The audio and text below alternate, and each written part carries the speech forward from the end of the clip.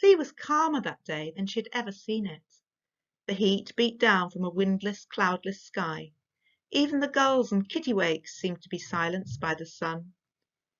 Cherry searched on, stopping only for a picnic lunch of pasties and tomatoes with the family before returning at once to her shells.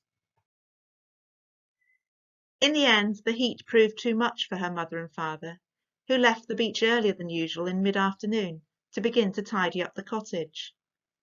The boys soon followed because they had tired of finding miniature crabs and seaweed instead of the sunken wrecks and treasure they had been seeking. So by tea time, Cherry was left on her own on the beach with strict instructions not to bathe alone and to be back well before dark. She had calculated she needed 150 more cowrie shells, and so far she had found only 80. She would be back, she insisted, when she had finished collecting enough shells, and not before. Had she not been so immersed in her search, sifting the shells through her fingers, she would have noticed the dark grey bank of cloud rolling in from the Atlantic. She would have noticed the white horses gathering out at sea and the tide moving remorselessly in to cover the rocks between her and Boat Cove. When the clouds cut off the warmth from the sun as evening came on and the sea turned grey, she shivered with cold and slipped on her jersey and jeans.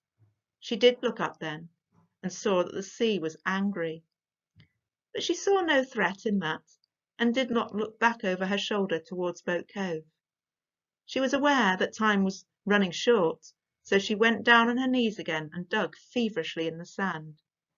There was still 30 shells to collect, and she was not going home without them.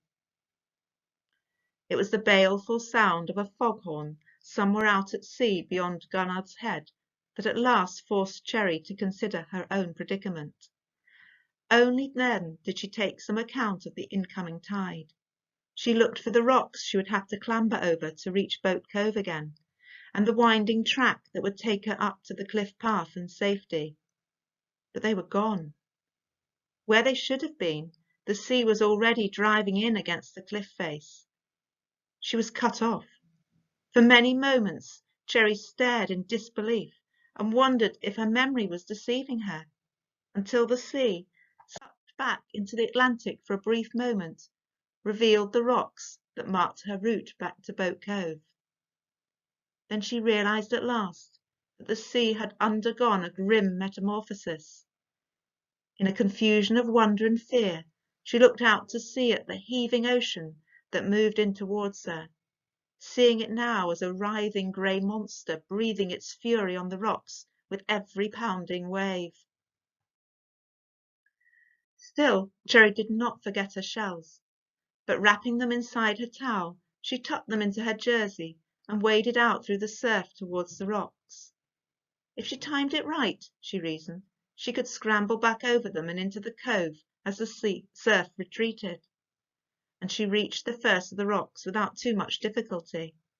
The sea here seemed to be protected from the force of the ocean by the rocks further out. Holding fast to the first rock she came to, and with the sea up around her waist, she waited for the next incoming wave to break and retreat. The wave was unexpectedly impotent and fell limply on the rocks around her. She knew her moment had come, and took it. She was not to know that piling up far out at sea was the first of the giant storm waves that had gathered several hundred miles out in the Atlantic, bringing with it all the momentum and violence of the deep ocean. The rocks were slippery underfoot, and more than once Cherry slipped down into seething white rock pools where she had played so often when the tide was out. But she struggled on until finally she had climbed high enough to be able to see the thin strip of sand that was all that was left of Boat Cove. It was only a few yards away, so close. Until now she had been crying involuntarily, but now, as she recognised the little path up through the bracken, her heart was lifted with hope and anticipation. She knew that the worst was over, that if the sea would only hold back, she would reach the sanctuary of the cove. She turned and looked behind her to see how far away the next wave was. just to reassure herself that she had enough time. But the great surge of green water was on her before she could register either disappointment or fear. She was hurled back against the rock below her and covered at once by the sea. She was conscious, as she went down, that she was drowning, but she still clutched her shells against her chest and was glad she had enough of them at last to finish the giant's necklace. Those were her last thinking thoughts before the sea took her away.